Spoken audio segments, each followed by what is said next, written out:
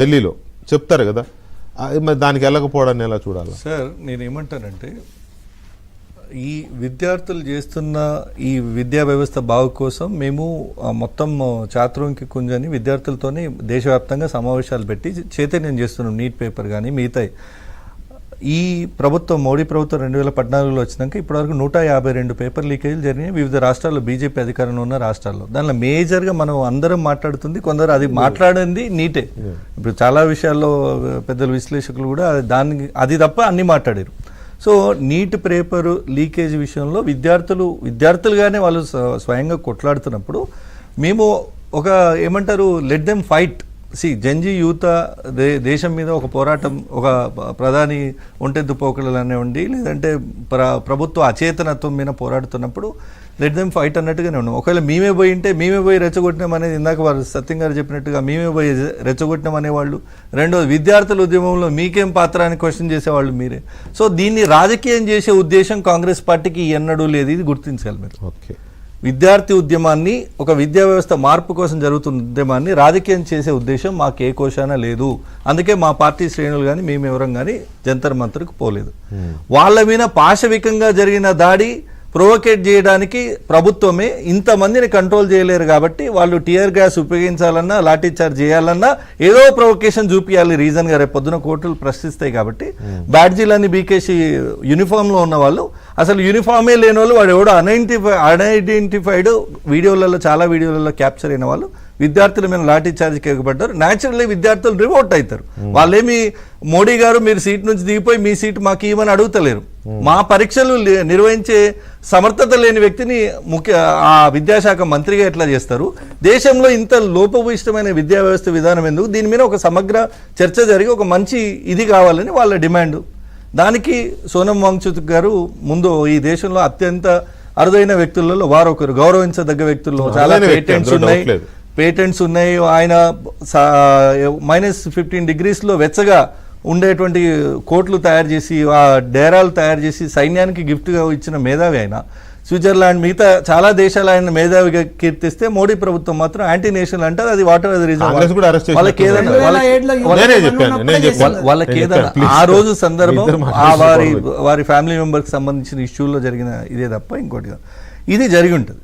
నేనేమంటున్నా, నెక్స్ట్ డేగా విద్యార్థుల మీద అంత బ్లేటెంట్ జరిగితే ఒక రోజంతా వెయిట్ చేసిన రాహుల్ గాంధీ ఏంటి ప్రధాని గారు ఏమైనా మాట్లాడతారా అంటే, లిప్ సర్వీస్ కాదు, మళ్ళీ మోడీ గారి నుంచి ఈ దేశం లిప్ సర్వీస్ కోరుకోవట్లే, అంటే ఏదో నోటి మాట కాదు, యాక్షన్లో ఏమన్నా చూపిస్తారా అనేది మేము వెయిట్ చేసినాం. విద్యార్థులకు క్షమాపణ చెప్పలే, వాళ్ళు గాయపడిన వాళ్ళకి ఏం నెక్స్ట్ ఏంటి అనేది చూడలే. చాలా వరకు వాళ్ళని ఒక రకంగా అనాథలు చేసి వదిలేసిన రోడ్ల మీద అనేది పరిస్థితి. దీని మీద ప్రధాని గారిది లేకపోతే పార్లమెంట్ సాక్షిగా చర్చకు పెట్టండి అని స్పీకర్ గారిని కలిస్తే వారు ప్రభుత్వం దీనికి సుముఖంగా లేదు అన్నారు. నిజంగా నీట్ పేపర్ లీక్ మీద దేశంలో 25 లక్షల మంది ఎఫెక్ట్ అయిందంటే ఇంటూ 4 అనుకున్న 1 కోటి మంది జనాభా ఎఫెక్ట్ అయిన ఇది 20 మంది చనిపోయినారు. మీరు అంతా మాట్లాడే వాళ్ళు కొంతమందికి అంటే అవి పోయినాయా ఇది నాకు అర్థం కావట్లేదు. అంటే సెన్సిటివ్ ఇవి ఉంటాయి కదా, నర్వ్స్, న్యూరాన్స్ ఉంటాయి కదా బ్రెయిన్లో, అవి ఏమైనా కంప్లీట్ పోయినాయా? 20 మంది చనిపోయినారు కదా, వాళ్ళకి చావులే కదా. అప్పుడు 400 మందిని చంపితే రైతులు నల్ల చట్టాలు తెచ్చి సరే విత్డ్రా చేసుకుంటారు. అది బీఆర్ఎస్ పార్టీ హయాంలో జరిగింది.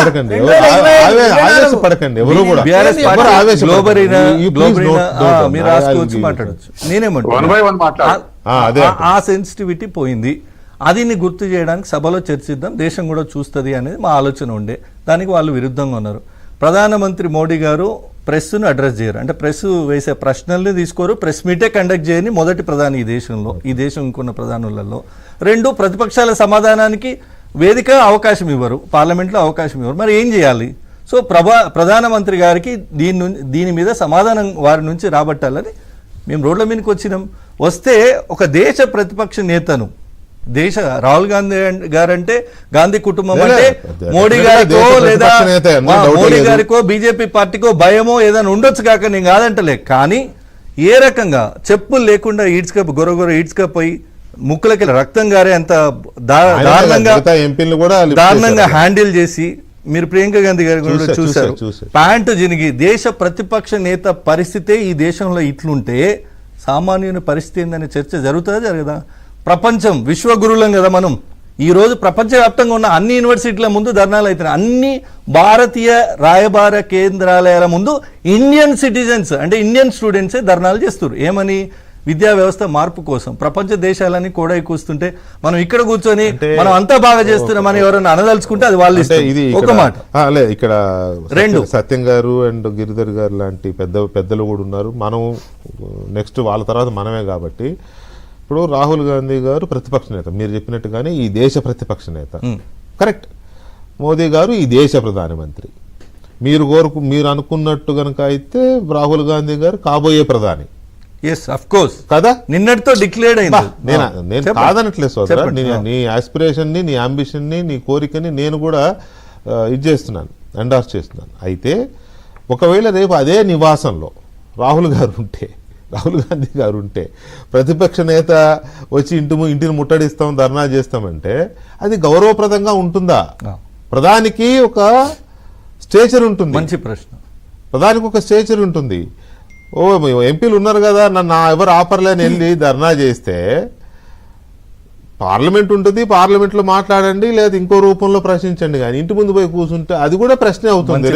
రేపు ఇదే బీజేపీ నాయకులు ఇంకెవరో వచ్చి ప్రధానమంత్రి రాహుల్ గాంధీ ఇంటి ముందు కూర్చుంటే మన్మోహన్ సింగ్ గారు తప్పే, ఎవరు చేసినా తప్పే అన్న దాంట్లో నేను ఒక్కటి స్వాగతిస్తున్న మనస్ఫూర్తిగా. జంజీకైనా యువతకైనా రేపటి భవిష్యత్తు మార్పు కోసమైనా రాహుల్ గాంధీ గారు ప్రధాని కాబోతున్నారు. ఒకటి అది నేను ఎగ్జాంపుల్ నిజమైతే నువ్వు హ్యాపీ అయితే రెండు అని స్వాగతిస్తున్నాను. కాకపోతే ఏంటంటే నేను అడుగుతాను, అది తప్పు కానీ ప్రజలు లేదు, ఇది ఆ టాపిక్ రిలేటెడ్. ప్రధానమంత్రి పచ్చి అబద్ధాలు మాట్లాడుతూ దయచేసి మీరు నా మాట కొంచెం ఆలకించండి. ప్రధానమంత్రి ముట్టడించడానికి ఎలా సమర్థించారు? రాహుల్ గాంధీ గారు ఈ దేశ ప్రధాని కుర్చీలో కూర్చుని ఉంటే ఫస్ట్ ఈ నీట్ అనే లీకేజెస్ జరగవు. ఒకటి ఒకవేళ జరిగితే కామన్వెల్త్ గేమ్స్ జరగవు కదా అన్న, ఒక్క మాట. 2004 రాహుల్ గాంధీ గారు ప్రధానమంత్రి సీట్ లో కూర్చుని ఉంటే అంటే Congress party 2004 CBSE all India pre medical test paper leak, 2006 CBSE class 12 accountancy paper leak, 2007 AI triple paper leak, 2008 pre medical test PMT paper leak, 2011 paper leak Uttar Pradesh, 2012 AIIMS entrance exam paper leak, 2013 Maharashtra HSC exam paper leak, 2013 Maharashtra 2013 Maharashtra HSC exam paper leak, 2013 Rajasthan university paper leak, 2013 Rajasthan commission paper leak. ఇది మరీ too much చూడు.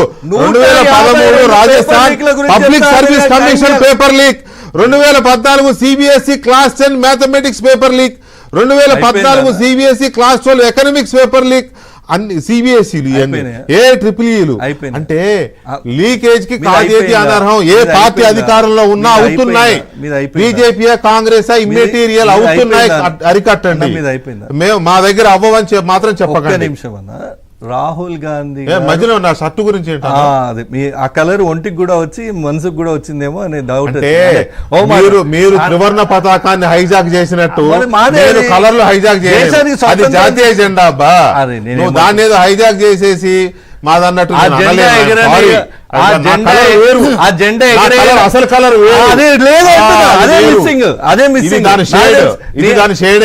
తెలుసు. నువ్వు వేసుకున్న colour వేసుకున్న వాళ్ళు జెండాను ఎగిరేయలేదన్నా, అది కూడా ప్రశ్నించదు. అయితే పాయింట్ ముందుకెళ్తే ఈ రోజు వరకు 152 పేపర్ లీకేజీలు ఉన్నాయి. నువ్వు చదివినంత టైం ఇస్తే నేను కూడా చదువుతా. ఒకటి రెండు రాహుల్ గాంధీ గారు ప్రధాని అయితే ఫస్ట్ ఇలాంటి లీకేజ్ అరికట్టేదానికి మా దగ్గర ఒక వ్యవస్థ ఉంటుంది. కాకపోతే ఏమైనా ఎర్రర్స్ ఉంటే కామన్వెల్త్ క్రీడల్లో చిన్న అవినీతి ఆరోపణలు వస్తే సురేష్ కల్మాడి జైలుకు పోయిండు. ముంబై బాంబు పేలుళ్ల విషయంలో హ్యాండిల్ చేయలేదని శివరాజ్ పాటిల్ పదవి నుంచి పక్కకి వెళ్ళిపోయిండు. కోల్గేట్ స్కామ్ అని అబద్ధపు స్కామ్ ను ప్రచారం చేసిన రాజా గారు డిబార్ అయిపోయారు, బర్తరఫ్ అయిపోయారు. అలా యాక్షన్ కూడా కాంగ్రెస్ ప్రభుత్వం ఇప్పుడు రైట్ సుప్రీంకోర్టు ఒక్క మాట సార్, ఈ ఒకటే మాట. మూడు సందర్భాలు కూడా 30 కాంగ్రెస్ పార్టీ చేసింది కాదు. Yes. 30 seconds. ఇప్పుడు మీరు ఇప్పుడు ధర్మేంద్ర ప్రధాన్ గారిని వారి ఫెయిల్యూర్ ని యాక్సెప్ట్ చేసి రిజైన్ చేయమంటే రేపు ఇథనాల్ ఫెయిల్యూర్ విషయంలో నితిన్ గడ్కరీ చేయాలా, అడగండి, ఫైనాన్స్ తప్పలేదు. ఫెయిల్యూర్ విషయంలో అడగండి సార్. వాళ్ళ భయం అది మీకు అర్థం కాదు. ఇలా ధర్మేంద్ర వాళ్ళ ప్రధాన్ భయంతో విషయం కాదు. మనకు పని లేదు. నిర్మలా సీతారామన్ గారు వాళ్ళ ఫైనాన్స్ భయంతో- మినిస్టర్ చేయాలా. వాళ్ళ భయంతో మనకు పని అయోధ్య లేదు. అయోధ్య ట్రస్ట్ లో ఆ, జరిగిన అది 200 కూడా, అది కోట్ల కూడా, స్కామ్ యా. విషయంలో మోడీ అది- రిజైన్ అది చేయాలా. కూడా. అదే ఆయన ఒక దాకా మాట, వస్తుంది ఒక మాట. కాబట్టి వాళ్ళ భయంతో- వారి వరకు వస్తుంది కాబట్టి ఈ రిజైన్ అనే కాన్సెప్ట్ లేదు వాళ్ళలో తప్పు లేదు. అంటున్నాను నేను. వాళ్ళ భయంతో మనకు పని లేదు, డిమాండ్ చేసే రైట్ మనకు ఉంది. మీరు ఒప్పుకుంటారా? ఈ దేశ ఒక్క విషయం ప్రజలుగా- ఒక్క విషయం ఒప్పుకుంటారా? చాలు ఇంకా. తప్పు జరిగిందా జరగలేదు